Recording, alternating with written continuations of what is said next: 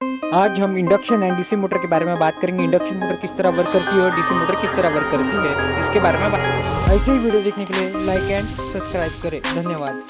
Like and subscribe कीजिए। रहती है जो अभी न्यू जनरेशन में इंडक्शन मोटर का ही ज़्यादा से ज़्यादा यूज़ किया जाता है। जो ट्रेन रहती है उसमें इलेक्ट्रिक जो लोकोमोटिव रहता है उसमें इंडक्शन मोटर का यूज़ किया जाता है, लेकिन पहले के ज़माने में डीसी मोटर का यूज़ किया जाता था।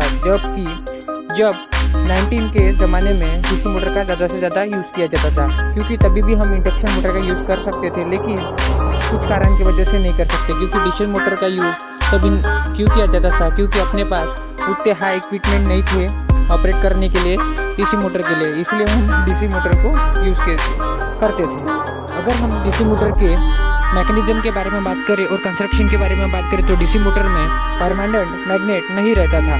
इसमें इलेक्ट्रिक मैग्नेट रहता था और वाइंडिंग रहती थी और कम्युनिस्टेटर रहता था। जो कम्युनिस्टेटर रहता था वो वाइंडिंग के बीच में घूम के अपना कार्य कंप्लीट करता था। उसके वजह से अपनी मोटर रन होती थी और इलेक्ट्रिक एनर्जी को मैकेनिकल एनर्जी में कन्वर्ट करने में हेल्प होती थी।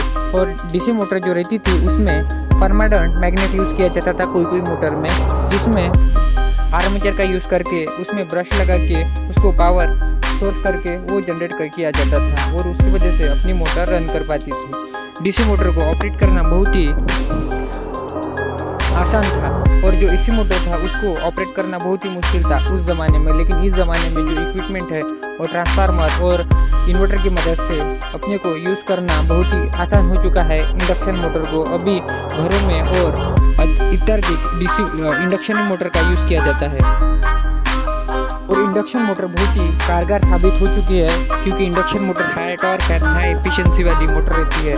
अभी डीसी मोटर का कम से कम यूज़ किया जाता है, लेकिन ऐसा नहीं है कि डीसी मोटर का यूज़ नहीं किया जाता, क्योंकि हर इसमें कहीं ना कहीं डीसी मोटर का यूज़ किया जाता है।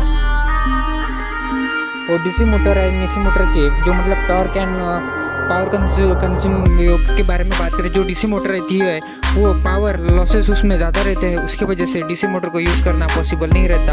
और जो इंडक्शन मोटर रहता है मतलब जो एसी मोटर रहती है उसको ज़्यादा से ज़्यादा यूज़ किया जाता है, क्योंकि इसका टॉर्क एंड पावर ये सबसे ज़्यादा रहता है और डीसी मोटर के मुकाबले। क्योंकि जो इंडक्शन मोटर रहता है वो high efficiency and high torque वाली रहती है, इसमें पावर लॉसेस कम रहते हैं। और जो डीसी मोटर रहते हैं उसमें आर्मेचर एंड ब्रश, उसकी वजह से पावर लॉसेस ज़्यादा रहता है, क्योंकि वो परमानेंट मैग्नेट रहती है। परमानेंट मैग्नेट के कारण वो पावर लॉसेस ज़्यादा होता है डीसी मोटर में, और एसी मोटर में उसका अपोजिट रहता है। उसमें दोनों इसमें भी कंस्ट्रक्शन सेम ही रहता है, लेकिन उसमें ब्रश यूज़ करने के कारण डीसी मोटर ज़्यादा से ज़्यादा पावर लॉसेस करती है।